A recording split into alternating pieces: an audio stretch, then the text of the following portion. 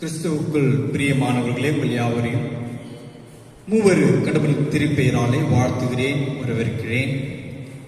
இறைவேண்டல் செய்வோம். கிருபை நிறைந்த நல்ல ஆண்டவரே, இந்த அருமையான ஓய்வு நாளின் காலை வேளையில் ஆண்டவரே, இந்த காணொலியின் மூலமாக உம்மிடத்தில் நாங்கள் ஒன்று உரிமைக்காக நன்றி படைக்கின்றோம் சாமி. இந்த காணொலி மூலமாக உடைய ஆசீர்வாதத்தை நாங்கள் இறை வார்த்தையின் மூலமாக பெற்றுக்கொள்வது மூலம் எங்களுக்கு அனைத்து ஆசீர்வாதங்களும் தந்து எங்களை வழிநடத்துமாறு ஜெபிக்கிறோம் ஆண்டவரே. எங்களுடைய குருசேகர இறை மக்களே, நீர் ஆசீர்வதியும் எல்லா விதத்திலும் ஆண்டவரே, எல்லா சூழலிலும் அவர்களை வழிநடத்த நாங்கள் ஜெபிக்கிறோம் சாமி.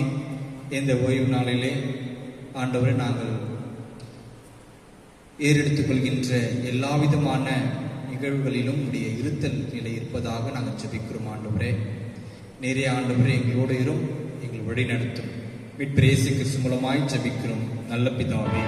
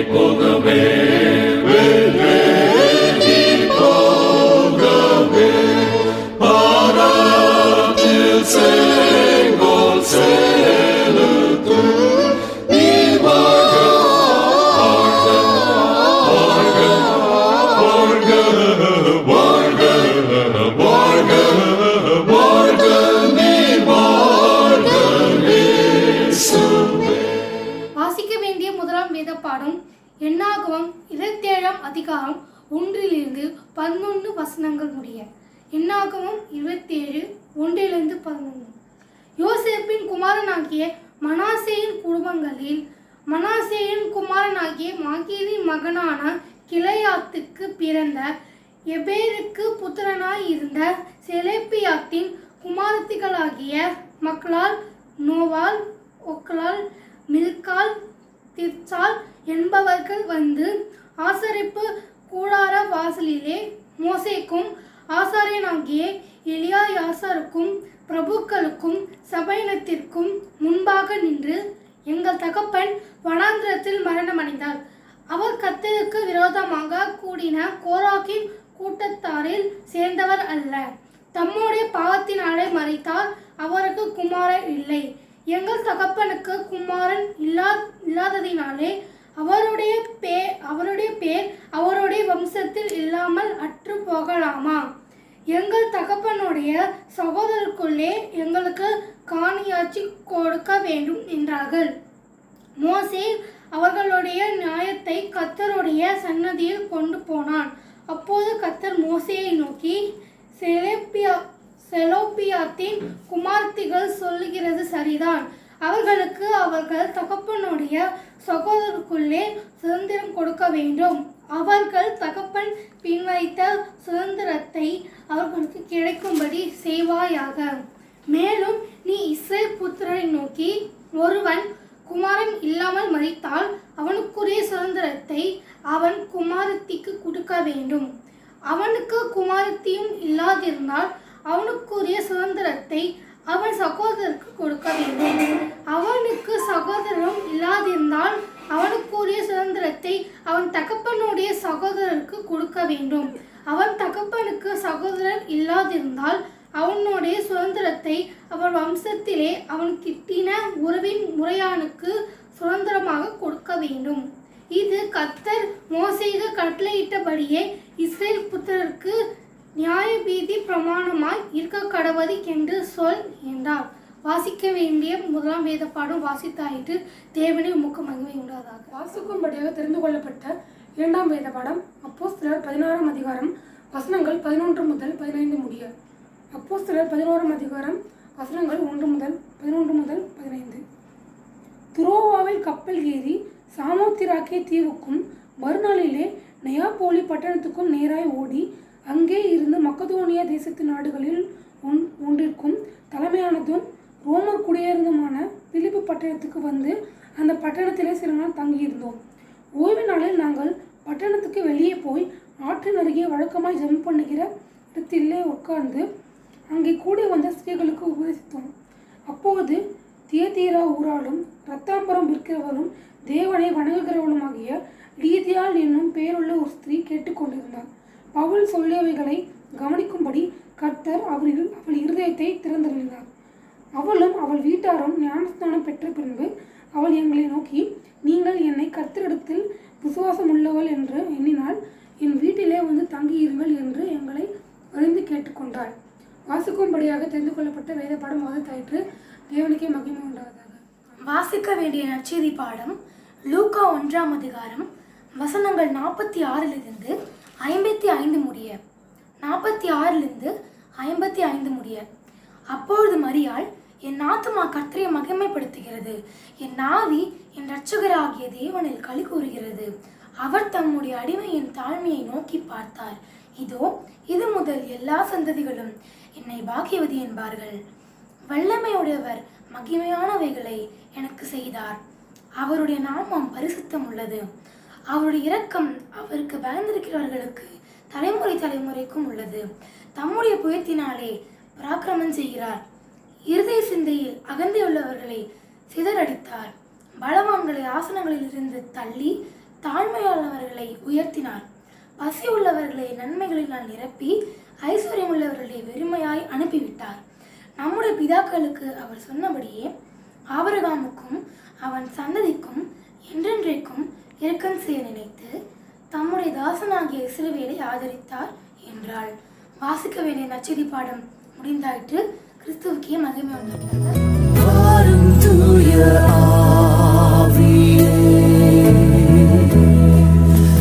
பிரசன்னத்தை வாஞ்சிக்கிறோ வல்லமையா எம்மை நீரைத்து நீராழுகை செய்யும்.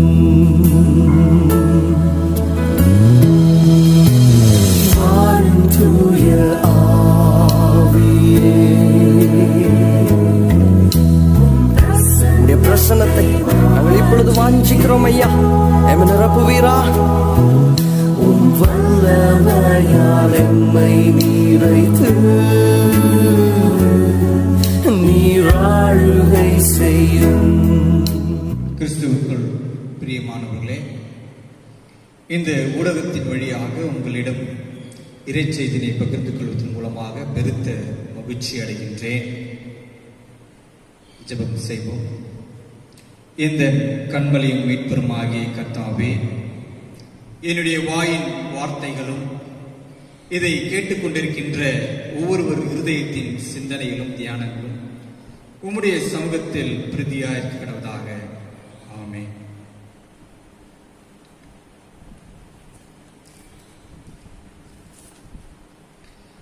கிறிஸ்துவுக்குள் பிரியமானவர்களே, நம்முடைய தென்னிந்திய திருச்சபை சென்னை பேராயத்தின் மூலமாக இந்த வாரம் நமக்கு கொடுக்கப்பட்டிருக்கின்ற தலைப்பு பெண்கள் மாற்றத்தை ஏற்படுத்துபவர்கள். பெண்கள் மாற்றத்தை ஏற்படுத்துபவர்கள். Women as change makers. Women as change makers. அன்புக்குரியவர்களே, இந்த வாரம் பெண்களை பற்றி சிந்திப்பதற்குறையாக நமக்கு நம்முடைய பேராயத்திலே இந்த வாரம் கொடுக்கப்பட்டிருக்கின்றது. ஆகினாலே இந்த வாரம் பெண்களை பற்றி நாம் பேசப்பட போகின்றோம். குறிப்பாக திருமறையில் பெண்களை பற்றி எவ்வாறு திருமறை நமக்கு சுட்டி காட்டுகின்றது, இந்த சமுதாயத்தில் பெண்களுடைய நிலைகள் எவ்வாறு என்பதையும் நாம் சிந்திக்க போகின்றோம். ஆகையினாலே இந்த ஒவ்வொரு இந்த இறை வார்த்தைகள் மூலமாக நாம் இந்த சமூகத்தில் வாழ்கின்ற ஒவ்வொரு பெண்களுக்கும் நாம் என்ன சொல்ல வரப்போகின்றோம் என்பதை நாம் சிறப்பாக இந்த நாளில் நாம் சிந்திக்கப்பட போகின்றோம். இறைவன் மனிதருக்கு துணையாக இருப்பது போல பெண் ஆணுக்கு சிறந்த துணைவியாக இருக்கின்றார். இறைவன் மனிதருக்கு துணையாக இருப்பது போல பெண் ஆணுக்கு சிறந்த துணைவியாக இருக்கின்றார் என்கின்ற இந்த தத்துவத்தின் மூலமாக நாம் சிந்திக்கப்பட போகின்றோம். குறிப்பாக என்னாகும் புத்தகத்திலே 27ஆம் பிரிவு திருமொழியில் 1 to 11 திருமொழிகளை நாம் படிக்க கேட்டோம்.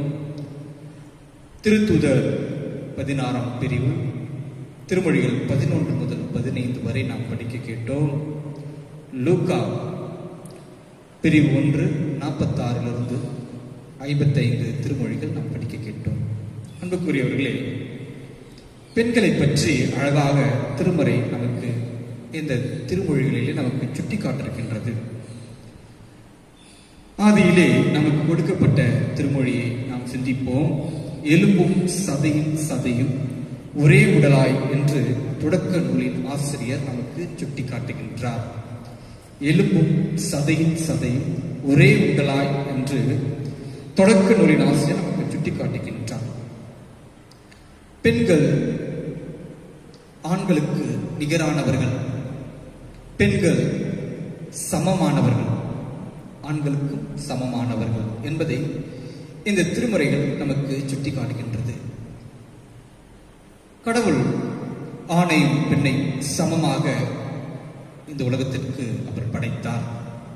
சமமாக அவர் அவர்களை ஆண்டு அனுபவிக்க கூறுகின்றார். ஆனால் மனிதர்களின் கருத்தியல் வேறுபாட்டினாலே, மனிதர்களின் சிந்தனையினாலே அது உடைந்து போகின்றது. மனிதருடைய சிந்தனைகள், கருத்தியல்கள் அது மாற்றத்திற்குரியதாக இருக்கின்றது. ஆனால் உண்மையிலே பெண்கள் ஆண்களுக்கு நிகரானவர்கள், சமமானவர்கள் என்பதை நாம் சிந்திக்கப்பட வேண்டும். பெண்கள் முக்கியமாக நாம் அநேக நேரத்தில் நாம் சிந்திக்கின்றோம், ஆண்களே மிகவும் இந்த உலகத்திற்கு சிறப்பு வாய்ந்தவர்களாக கருதப்படுகிறோம் என்பதை சிந்திக்கின்றோம். அப்படி அல்ல, பெண்களும் ஆண்களுக்கு நிகரானவர்கள் என்பதை நாம் தெரிந்து கொள்ள வேண்டும். இந்த உலகத்தில் பெண்களை நாம் அடிமைப்படுத்துகின்றோம், பெண்களை நாம் வேதனைப்படுத்துகின்றோம், துன்பப்படுத்துகின்றோம் என்பதை நாம் இந்த நாளிலே நாம் சிந்திக்கப்பட வேண்டும். பெண்கள் என்பவர்கள் அவர்கள் நமக்கு எதிர்கால வாழ்வுக்கு ஒரு மிகப்பெரிய வழிகாட்டியாக இருக்கின்றார்கள். அதனை மறந்துவிட்டு பெண்கள் ஆண்களுக்கு உதவி செய்கின்றவர்களாக இருக்க வேண்டும் என்பதை நாம் சிந்திக்கின்றோம். ஆண்களுக்கு துணை என்பதை மறந்துவிட்டு ஆண்களுக்கு உதவி செய்கின்றவர்களாகவும் தன் குடும்பத்திற்கு உதவி செய்கின்றவர்களாகவும் நாம் இன்று மாற்றி வருகின்றோம். அன்புக்குரியவர்களே, இருவரும் சமம் என்பதை நாம் உணர்ந்து கொள்ள வேண்டும். ஏனென்றால் பெண்களை நாம் இழிவாக நாம் பார்த்துக் கொண்டிருக்கின்றோம். இதை எல்லாவற்றையும் இயேசு கிறிஸ்து உடைக்கின்றார். புதிய ஏற்பாட்டில் ஆண்டவர் பெண்களுக்கு அதிக முக்கியத்துவத்தை அவர் கொடுக்கின்றார். யூதருடைய காலகட்டத்தில் யூதருடைய கருத்தியல் என்னவென்றால் பெண்கள் இழிவாக எண்ணப்பட்டார்கள். யூதர்களுடைய இறைவண்டல் எப்படியாக இருக்குமா, ஆண்டவரே நான் ஒரு பெண்ணாக பெறாததற்கும் ஒரு திருநங்கையாக பெறாததற்கும் ஆண்டவரே என்னை உருவாக்கி நிறைய அதுக்காக நன்றி படைக்கிறேன் சாமி என்று இறைவனை பெறலாம். அப்படி என்றால் பெண்களை எவ்வாறு இழிவாக அவர்கள் கண்டார்கள், சிந்தித்தார்கள் என்பதை நாம் உணர்ந்து கொள்ள வேண்டும். அன்புக்குரியவர்களே, பெண்கள் எபிரேய கடவுள், இஸ்ரேலின் கடவுள், நம்முடைய கடவுள், காணாத கடவுளை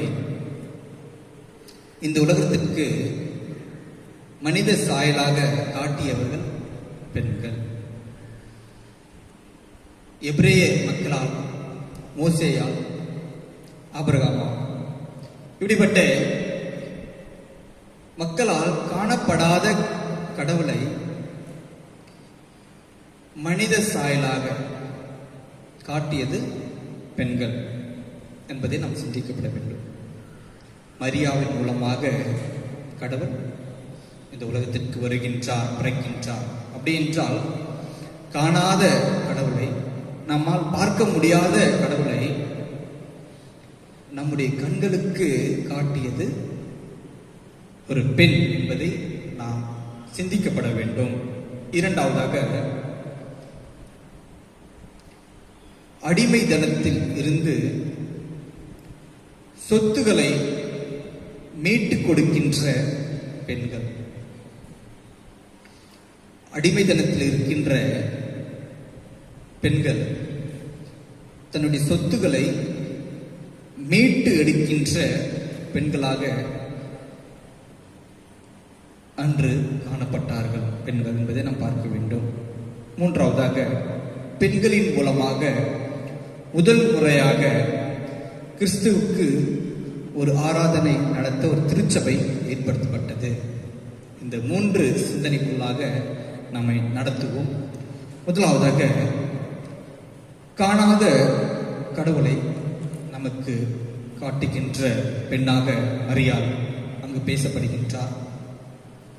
அடிமைத்தனத்தில் இருந்து தன்னுடைய சொத்துக்களை மீட்டெடுத்த பெண்ணாக அங்கு காட்டப்படுகின்றார்கள் பெண்கள்.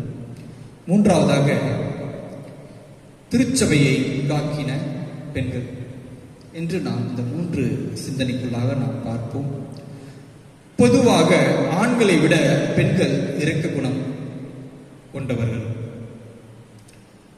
இதற்கு திருமறை ஒரு எடுத்துக்காட்டு என்று சொல்லலாம். பொதுவாக ஆண்களை விட பெண்கள் இரக்கம் குணம் உடையவர்கள். எடுத்துக்காட்டாக, இஸ்ரவேல் மக்கள் எகிப்தில் அடிமையாக இருக்கும்போது பார்வோனுடைய கட்டளை இஸ்ரவேலில் இருக்கின்ற எபிரேய குழந்தைகளை, ஆண் குழந்தைகளை அழிக்க வேண்டும் என்பது பார்வோனுடைய கட்டளை. இந்த பகுதியில் நமக்கு தெளிவாக எடுத்து சொல்கின்ற கருத்து என்னவென்றால், பெண்கள்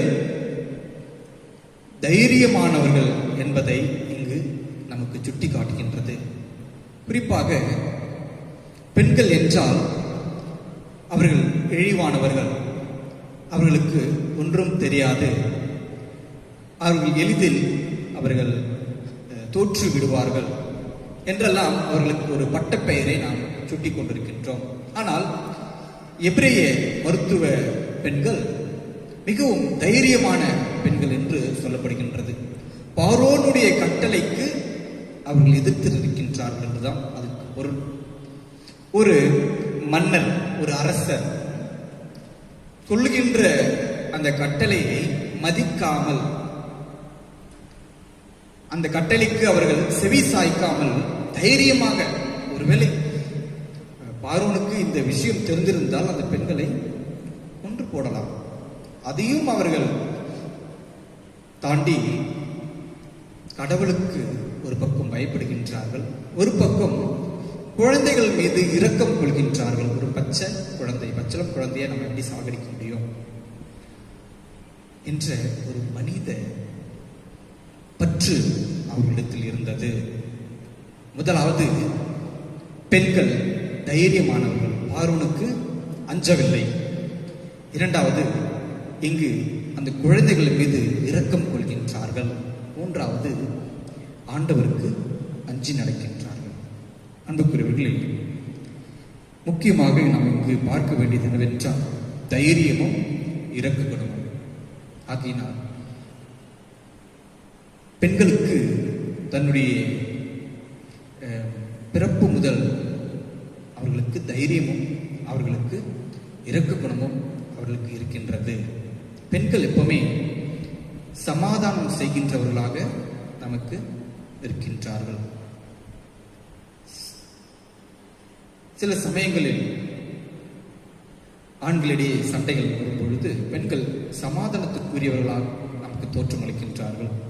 இதையும் நாம் தெரிந்து கொள்ள வேண்டும். இரண்டாவது காரியமாக, எகிப்துல பார்வோன் இஸ்ரவேலரை அடிமைப்படுத்துகின்றார். இங்கு நமக்கு மிக சிந்திக்க வேண்டிய கருத்து என்னவென்றால், பார்வோன்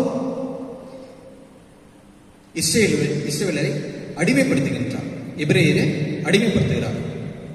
அப்போ தன்னுடைய பார்வோனுடைய குடும்பம் எவ்வாறு இருக்க வேண்டும், பார்வோன் கீழ் இருக்கின்ற மக்கள் எவ்வாறு இருக்க வேண்டும், பார்வோனுடைய கட்டளையின் கீழாக இருக்கின்ற மக்கள் எப்படி இருக்க வேண்டும்.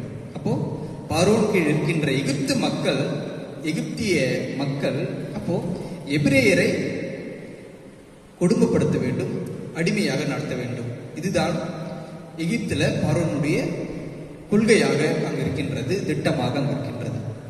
ஆனால் இங்கு சிந்திக்கப்பட வேண்டிய சிந்தனை என்னவென்றால், நம்ம தெளிவாக இங்கு நாம் எதை உற்று நோக்கி பார்க்க வேண்டும் என்றால், இங்கு பார்வோனுடைய குடும்பம்.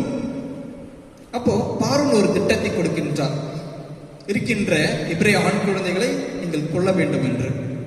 அப்போ மோசே என்கின்ற ஒரு குழந்தையை அங்கு நைல் நதியிலே விடப்படுகின்றார். அப்போ அந்த குழந்தை அந்த நைல் நதியில் அது மிதந்து கொண்டு வருகின்றது. இதனை பார்த்த பார்வோனுடைய மகள் அந்த குழந்தையின் மீது இரக்கம் கொள்கின்றார். அப்போ ஒரே குடும்பத்துல இரண்டு வேறுபாடான மாற்றங்கள், கருத்துகள் இருக்கின்றது. இங்கு ஆண் வர்க்கத்தில் இருக்கின்ற பார்வோன் இரக்கம் குணம் இல்லாம இருக்கின்றார். இங்கு பெண் வர்க்கத்தில் இருக்கின்ற பார்வோனுடைய மகள் இரக்கத்தை காட்டுகின்றார். அப்போ ஒரே குடும்பத்துல பாருங்க, ரெண்டு வேறுபாடான விஷயம். என்னது? ஒன்று, மக்களை அடிமைப்படுத்த வேண்டும், அவர்களை கஷ்டப்படுத்த வேண்டும், அவர்களை துன்பப்படுத்த வேண்டும். இங்கு பார்வோனுடைய மகளுக்கு இரக்க குணம் இருக்கின்றது. அப்போ பெண்கள் பொதுவாகவே இரக்க குணத்தை கொண்டவர்களாக காணப்படுகின்றார்கள். அங்கு அந்த ஆண் குழந்தையை எடுத்து பார்வோனுடைய மகள் வளர்க்கின்றாள். அன்புக்குரியவர்களே, அப்போ யார் மீது இங்கு தவறு இருக்கின்றது? அடிமைப்படுத்துகின்ற பார்வோன் மீது தவறு இருக்கின்றதா, அல்லது இங்கு இரக்க குணத்தின் மூலமாக காப்பாற்றப்படுகின்ற பார்வோனுடைய மகள் மீது அங்கு இரக்கத்தை காட்ட வேண்டுமா? அன்புக்குரியவர்களே, பெண்கள் எப்பொழுதுமே அவர்கள் இரக்க குணமுடையவர்கள், அமைதியாக தன்னை தானே ஏற்படுத்திக் கொள்பவர்கள். பெண்கள் எப்பொழுதுமே தைரியம் உடையவர்கள் என்பதை பார்க்கின்றோம். இங்கு தன்னுடைய அப்பாவுக்கு பயந்து, பார்வோனுடைய மகள் தன்னுடைய அப்பாவுக்கு பயந்து, ஒருவேளை இந்த குழந்தையை நான் வளர்த்தேன் என்றால் ஒருவேளை அப்பா என்னை கொன்று விடுவாரோ, இது எபிரேய குழந்தை என்று தெரிந்தால் என்னை கொன்று விடுவாரோ என்ற ஒரு பயம் இருந்திருக்கலாம். தன்னுடைய தகப்பனுக்கு அஞ்சிருக்கலாம். ஆனால் அங்கு பார்வோனுடைய மகள் பயப்படவில்லை. யாருக்கு? பார்வோனுக்கு பயப்படவில்லை. அன்புக்குரியவர்களே, பெண்கள் எப்பொழுதும் தைரியமானவர்கள், எப்பொழுதும் அவர்கள் இரக்கம் குணமுடையவர்கள் என்பதை நாம் இங்கு சிந்திக்கப்பட வேண்டும். மூன்றாவது, ரூத் நகோமி. நகோமிக்கு 2 பிள்ளைகள் இருக்கின்றார்கள். 2 பிள்ளைக்கும் திருமணமாகின்றது. 2 பிள்ளைகளும் மரித்து போய்விடுகின்றார்கள். அப்போ ரூத்தும் ஓர்பா இவங்க இருவரும் அவர்கள் கூடாக இருக்கின்றார்கள். அங்கு நகோமி சொல்கின்ற வார்த்தை என்னவென்றால், நீங்கள் பிரிந்து சென்று விடுங்கள், சென்று வேறொரு திருமணம் நீங்கள் செய்து கொள்ளுங்கள், உங்களுடைய தாய் வீட்டுக்கு சென்று விடுங்கள் என்று சொல்லப்படுகின்றார். இங்கு ஓர்பா தன்னுடைய மாமியாரை விட்டு பிரிந்து செல்கின்றார். ஆனால் ரூத் தன் மாமியாரோடு இணைந்திருக்கின்றார். ஒருவேளை ரூத் கடந்து சென்றிருக்கலாம், வேறொரு திருமணம் செய்திருக்கலாம். ஆனால் இரக்க குணம் உடையவராய் ரூத் அங்கு காணப்படுகின்றார். தன்னுடைய மாமி மீது வைத்த பாசம், அன்பு, இதை தவிர்த்து இரக்கம். 2 பிள்ளைகள் இல்லை, அவர்கள் என்ன செய்வார்கள்? தனியாக ஒரு இரக்கம், ஒரு அன்பை அங்கு ரூத்தானவர் காட்டுகின்றார் என்பதை பார்க்க வேண்டும். ரூத்துடைய புத்தகத்தை படிக்கும் பொழுது அநேக சிந்தனைகளை நாம் கற்றுக்கொள்ளலாம். அன்புக்குரியவர்களே, 4வது எஸ்தருடைய வாழ்வை நாம் பார்க்கின்றோம். என் தாய் நாட்டை நான் காப்பாற்றுவேன், என் நாட்டை எப்படியாவது சுதந்திரத்துக்குள்ளாக நான் நடத்துவேன் என்கின்ற நாட்டின் மீது வைத்த பற்று, இந்த நாட்டின் மீது வைத்த அன்பு, இரக்கம். என்னுடைய மக்கள் மரித்து போயிடுவார்களே, மன்னர் கொடுத்த அந்த கட்டளையின் மூலமாக மக்கள் மரித்து போயிடுவார்களே என்ற ஒரு இரக்கம், தன் நாட்டின் மீது வைத்த இரக்க குணத்தை அது காட்டுகின்றார். என்னுடைய உயிர் போனாலும் சரி, என்னுடைய தாய்நாட்டு மக்களை நான் காப்பாற்றுவேன். பெண்கள் பொதுவாகவே அங்கு இரக்க குணத்தை காட்டுகின்றார்கள் என்பதை நாம் சிந்திக்க வேண்டும். அதே போலதான் பெண்கள் தன்னுடைய அடிமை நிலையில் இருந்து தன்னை உயர்ந்தவர்களாக காட்டப்படுகின்ற புத்தகம்தான் என்னாகமம்.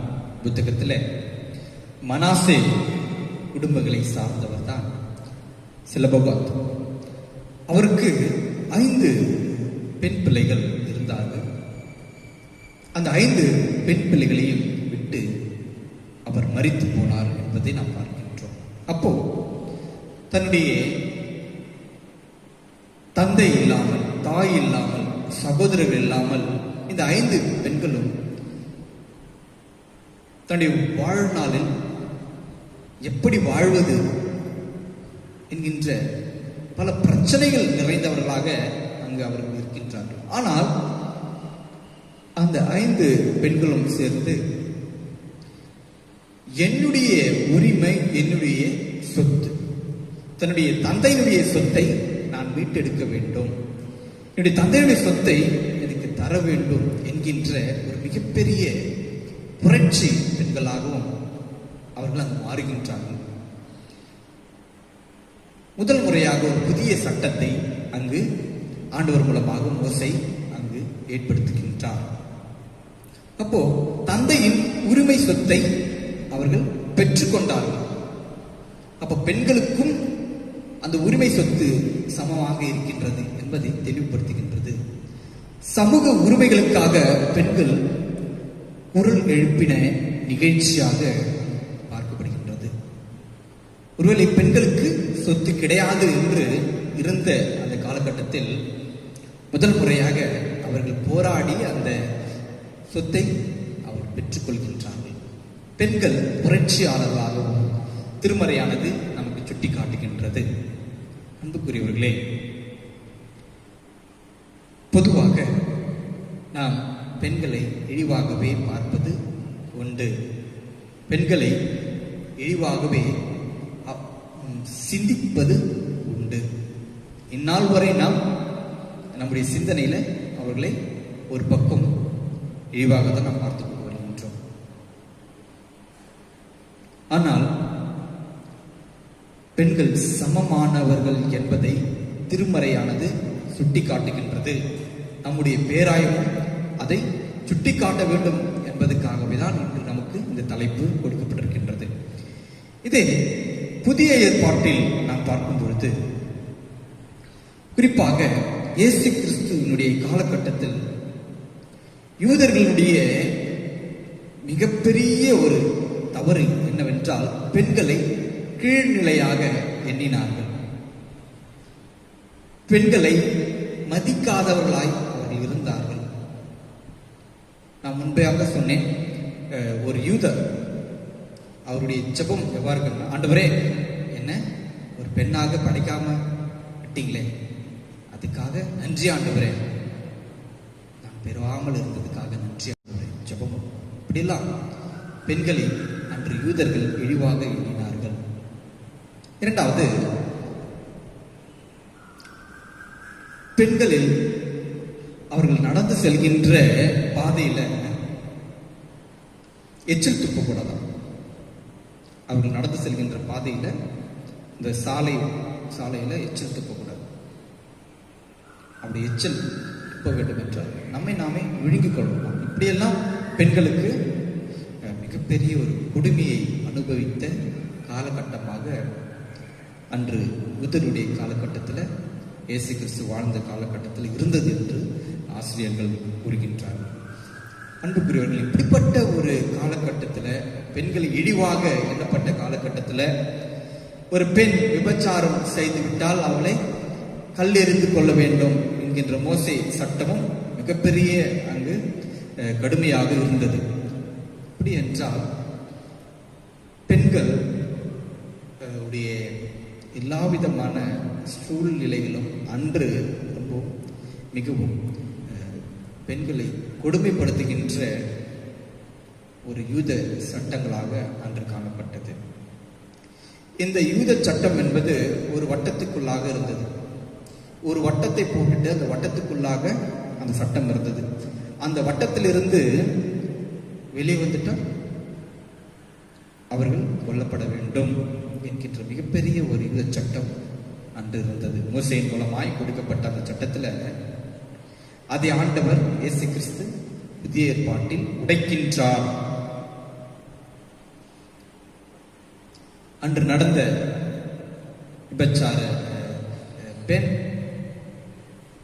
அந்த விபச்சார பெண்ணை கல்லெறிந்து கொள்ள வேண்டும் என்பது யூதர்களுடைய சட்டமாக இருந்ததுனால அந்த விபச்சார பெண்ணை கல்லெறிந்து கொள்வதற்காக வருகின்றார். அப்போ இயேசு கிறிஸ்து அவர்களை தடுத்து, உங்களில் பாவம் செய்யாதவர்கள் யாராக இருந்தீர்கள் என்றால் நீங்கள் முதலாவது அந்த பெண்ணின் மீது கல்லெறிங்கள் என்கின்றார். அன்புக்குரியவர்களே, அன்று வரை ஒரு பெண்ணின் மீதே பழியை சுமத்தினார்கள். விபச்சாரத்தில் ஒரு பெண் ஈடுபடுகிறார் என்றால் அது ஆணுக்கும் அந்த சட்டம் போய் சேர வேண்டும் என்பது அன்று வழக்கத்தில் இல்லை. விபச்சாரம் செய்தார் என்றால் இந்த பெண்ணுக்குத்தான் அங்கு அந்த பழி, அந்த தண்டனை, அந்த மரணம். ஆனால் ஒரு ஆணுக்கு அங்கு கிடையாது. ஏனென்றால் ஆண் வர்க்கத்தை சார்ந்தவர்கள். இதை இயேசு கிறிஸ்து உடைக்கின்றார். அங்கு சட்டத்தின் மூலமாக, மோசேயினுடைய சட்டத்தின் மூலமாக கொல்லப்பட்டனர். இங்கு இயேசு கிறிஸ்துவின் மூலமாக மன்னிக்கப்பட்டது. அன்று கொல்லப்பட்டார்கள், இயேசு காலத்தில் மன்னிக்கப்பட்டது. அன்புக்குரியவர்களே, இன்று நாம் எல்லா வழிகளையும் யார் மீது சுமத்துகின்றோம்? ஒரு தவறு என்றால் அது நாம் ஏற்றுக்கொள்கின்றோமா? கிடையாது. பெண்கள் மீதுதான் அதனை நாம் சுமத்தி கொண்டு வருகின்றோம் என்பதை நாம் சிந்திக்கப்பட வேண்டும். இங்கு லீதியா என்கின்ற ஒரு பெண்ணை நாம் எடுத்துக்கொண்டோம் என்றால், தன்னுடைய வீட்டில் ஆண்டவருடைய திருச்சபையை ஏற்படுத்துகின்றார். தன்னுடைய வீட்டில் ஆண்டவருக்காக, இயேசு கிறிஸ்துக்காக ஒரு திருச்சபை, குறிப்பாக அவருடைய பெண்ணின் வீட்டில் திருச்சபையா சிந்திக்கப்பட வேண்டும். ஒரு பெண்ணை இழிவாக எண்ணப்பட்ட காலகட்டத்தில் ஒரு பெண் வீட்டில் திருச்சபை என்பது மிகப்பெரிய விஷயம். அந்த பெண் இந்த சமுதாயத்திற்கு பயப்படவில்லை என்றுதான் அர்த்தம். யார் என்னை தவறாக சொன்னாலும் சரி, யார் என்னை தவறாக எண்ணினாலும் சரி, இயேசு கிறிஸ்து மீது வைத்திருந்த அன்பு பற்றுறுதி ஆகினாலே அங்கு லீதியா வீட்டில் அங்கு பிலிப்பின் மூலமாக திருச்சபையை ஏற்படுத்துகின்றார்கள். முதல் திருச்சபை ஒரு பெண் வீட்டில். இதுக்கு முன்பாக ஏற்பட்ட திருச்சபைகள் எவ்வாறு இருந்தது என்பதை நாம் சிந்தித்திருக்கின்றோம், படித்திருக்கின்றோம். ஆனால் முதல் முறையாக லீதியால் வீட்டில், ஒரு பெண்ணினுடைய வீட்டில் திருச்சபையை முதல் முறையாக அங்கு ஏற்படுத்துகின்ற ஒரு தைரியமான பெண்ணாக அங்கு லீதியா காணப்படுகின்றார் என்பதை நாம் சிந்திக்கப்பட வேண்டும். அன்புக்குரியவர்களே, பெண்கள் தைரியமானது. குறிப்பாக மரியா ஏழ்மையான பெண். அந்த ஏழ்மையான பெண்ணுக்கு ஏற்பட்ட மிகப்பெரிய சோகமான நிகழ்வு. சமூகத்தில் விபச்சாரி என்று சொல்லப்படுகின்ற காலகட்டத்தில் ஒரு பெண் அனுபவித்த பிரச்சனை, திருமணத்திற்கு முன்பே அவள் கர்ப்பமானாள். யூதருடைய சட்டம் கல்லெறிந்து கொள்ள வேண்டும். ஆனால் யோசேப்பு அங்கு மிகவும் அந்த மரியாவுக்கு சொல்லுகின்ற வார்த்தை தான் அங்கு கிறிஸ்துவ வாழ்வுக்குரிய நற்பலன்களை, நற்பண்புகளை நமக்கு சுட்டி காட்டுகின்றது. மரியா மீது வைத்திருந்த அந்த அன்பு ஒரு பக்கம், மரியா மீது வைத்திருந்த அந்த நம்பிக்கை. அநேக ஆண்களுக்கு இன்று சந்தேக குணங்கள் இருக்கின்றது. பெண்கள் மீதான சந்தேகங்கள் அதிகமாக வருவதற்கு இன்றைய காலகட்டங்கள் அதிகமாக நமக்கு சுட்டி காட்டுகின்றது. ஆனால் அன்றைய காலகட்டத்தில் யோசேப்பு மரியாதை ஏற்றுக்கொள்கின்றார். அப்படி என்றால் ஒரு சமூகத்தில் ஒரு பெண் படுகின்ற வேதனை, கஷ்டங்கள், அதெல்லாம் அங்கு மரியாள் பற்றிருக்க வேண்டும். அவர்கள் அந்த வேதனையை பற்றிருக்க வேண்டும். இருப்பினும் இந்த உலகத்திற்கு வரப்போகின்ற கடவுள், இந்த உலகத்திற்கு மனிதராக வரப்போகின்ற இறைவன் மேசியா என்னுடைய வயிற்றில் பிறக்கப் போகின்றாரா? சந்தோஷம், மகிழ்ச்சி, இன்பம், அதைவிட என்ன வேண்டும் ஒரு பெண்ணுக்கு?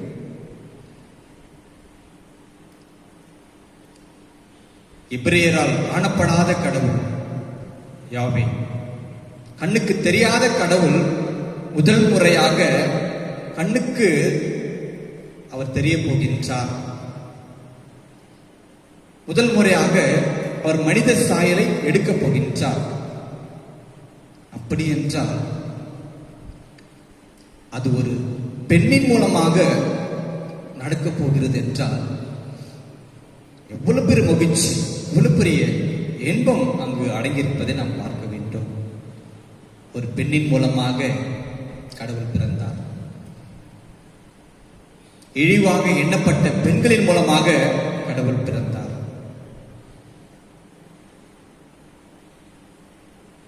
மரியாளுடைய பாடல் மிகவும் மகிழ்ச்சியை ஏற்படுத்தியது. அடிமையின் தாய்மையை கண்ணோக்கி பார்த்தார். எல்லாரும் என்ன பாக்கியவான்கள் என்று சொல்லப்படுவார்கள் என்கின்ற மிகப்பெரிய மகிழ்ச்சியான பாடலை அங்கு மரியாள் பாடுகின்றார். அது காரணம், இந்நாள் வரை பெண்கள் என்றாலே இழிவாக எண்ணப்பட்ட இந்த சமூகத்தில் ஆண்டவர் அங்கு பெண்களை உயர்த்தி காட்டினார். பெண்களும் சமமானவர்கள் என்பதை ஆண்டவர் உணர்த்தினார். அன்புக்குரியவர்களே, இங்கு மரியாளுடைய பாடல் சமூகத்தையே மாற்றியது.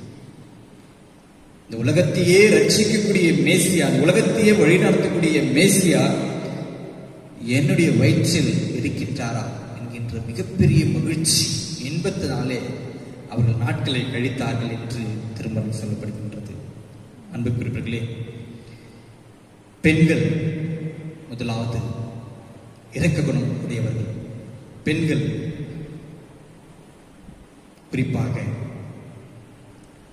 அமைதி நிலையை ஏற்படுத்துவார்கள். பெண்கள் குறிப்பாக தைரியம் உடையவர்கள். பெண்கள் குறிப்பாக எல்லாவற்றையும் சகித்து செல்பவர்கள் என்பதை நாம் சிந்திக்க வேண்டும். இந்த சிந்தனையை நாம் கருத்தில் கொண்டு இந்த சமூகத்தில் வாழ்கின்ற ஒவ்வொரு பெண்களுக்கும் சம உரிமையை நாம் கொடுப்போம். இந்த இறை வார்த்தையின் மூலமாக நாம் சிந்திக்கப்பட வேண்டிய மிகப்பெரிய கருத்து என்னவென்றால், பெண்களும் சமமானவர்கள், ஆண்களுக்கு நிகரானவர்கள் என்பதை நாம் சிந்திக்க வேண்டும். இந்த நாளில் அனைத்து திருச்சபை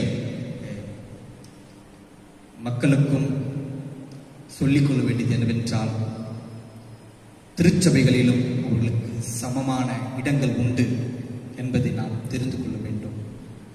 அவர்களுக்கும் சம உரிமை திருச்சபையில் உண்டு. இன்று பெண்களும் ஆயர்களாக பணியாற்றுகின்றார்கள், ஊழியர்களாக பணியாற்றுகின்றார்கள், மிஷனரிகளாக பணியாற்றுகின்றார்கள், பைபிள் அம்மாவாக பணியாற்றுகின்றார்கள் என்பதை நாம் சிந்திக்க வேண்டும்.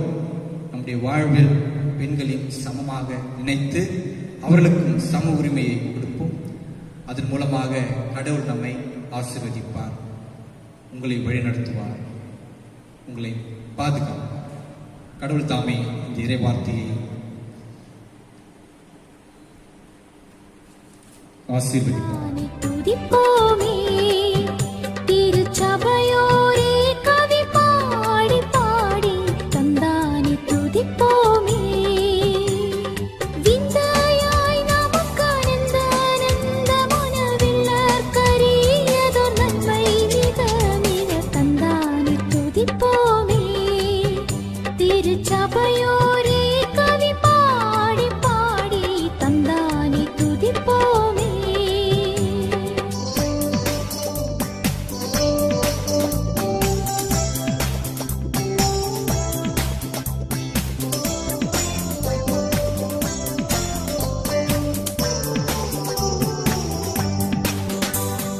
பொய்யாரத்து சியோனே, நீயும் மெய்யாக களி கூர்ந்து நீந்து. பொய்யாரத்து சியோனே, ஐயன் இயேசு கூனின் கையை கூப்பி துதி செய்வோவையே மகிழ்கொள்ளுவையே. நாமும் ஐயன் இயேசு கூனின் கையை கூப்பி துதி செய்வோவையே மகிழ்கொள்ளுவையே. நாமும் தந்தானே துதிப்போமே. திருச்சபையோ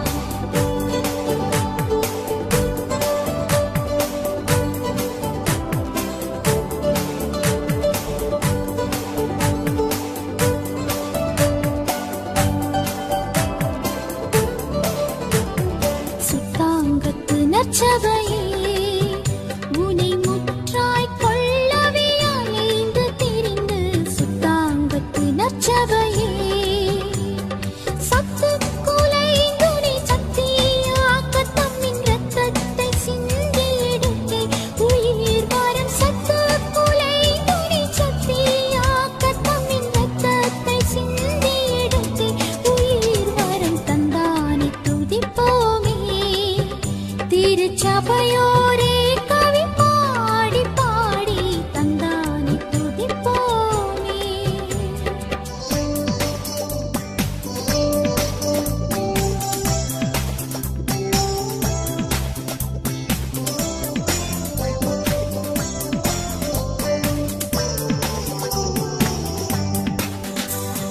தூரம் திரிந்த சீயோனே உன்னை தூக்கி எடுத்து கரத்தினிலேந்தி தூரம் திரிந்த சீயோனே ஆரங்கள் போட்டி அலங்கரித்து நினை அப்பன் மணவாட்டியாக்கினது என்னை ஆரங்கள் போட்டி அலங்கரித்து நினை அப்பன் மணவாட்டியாக்கினது என்னை தந்தானே துதிப்போமே திருச்சபையோரே கவி பாடி பாடி தந்தானே துதிப்போமே. ஹல்லேலூயா ஹல்லேலூயா ஹல்லேலூயா ஹல்லேலூயா ஹல்லேலூயா ஹல்லேலூயா.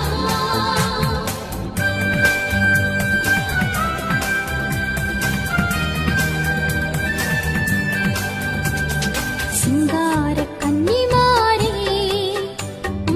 அலங்கார கும்மி அடித்து படித்து சிங்கார கன்னிமாரே மங்காதவும் மணவாளன் இயேசு தன்னை வாழ்த்தி வாழ்த்தி ஏத்தி பணிந்திடும் மங்காதவும் மணவாளன் இயேசு தன்னை வாழ்த்தி வாழ்த்தி ஏத்தி பணிந்திடும் தந்தானே துதிப்போமே திருச்சபையோரே கவி பாடி பாடி தந்தானே துதிப்போமே.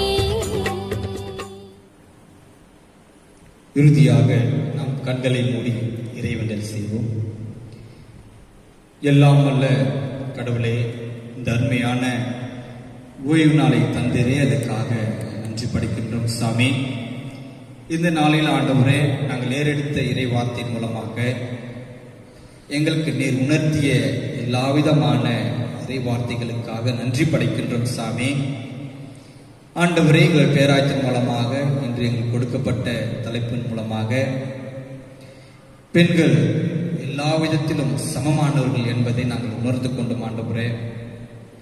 அதன் மூலமாக ஆண்டவரே, எங்களுடைய குடும்பத்திலும் எங்களுடைய சமூகத்திலும் திருச்சபைகளிலும் நாங்கள் பெண்களை சமமாக என்னை பார்ப்போம் என்னவும் என்கின்ற நம்பிக்கையுடனும் என்கின்ற மிகப்பெரிய ஆண்டவரே செயலுடனும் நாங்கள் கடந்து செல்ல எங்களுக்கு அருள் புரியும் ஆண்டவரே.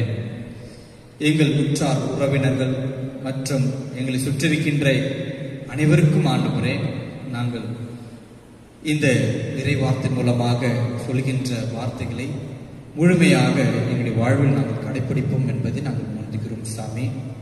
எங்களுடைய குருசேகர இறைமக்களை நீர் ஆசீர்வதியும். எங்கள் திருச்சபைகளை ஆசீர்வதியும் ஆண்டவரே.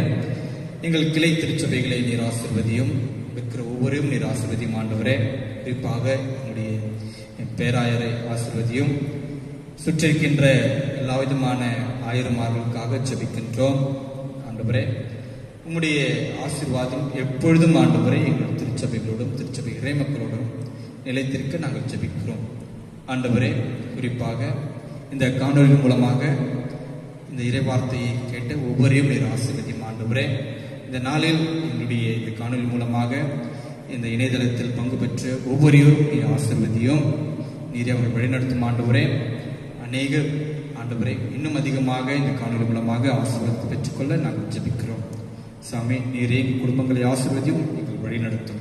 மீட்பர் இயேசு கிறிஸ்து மூலமாய் ஜெபிக்கிறோம் நல்ல பிதாவே, ஆமென். என் ஆத்துமாவே கர்த்தரை ஸ்தோத்திரி, என் முழு உள்ளமே அவர் பரிசுத்த நாமத்தை ஸ்தோத்திரி. என் ஆத்துமாவே கர்த்தரை ஸ்தோத்திரி, கர்த்தர் செய்த சகல உபகாரங்களை மறவாதே. ஆமென். நம்முடைய ஆண்டவராக இயேசு கிறிஸ்துவின் கிருபையும் கடவுளுடைய அன்பும் பரிசுத்தாவின் ஐக்கியமும் குறிப்பாக எங்கள் குருசேகரத்துடன் எங்கள் குருசேகர் இறைமக்களுடன் நிலைத்திருப்பதாக.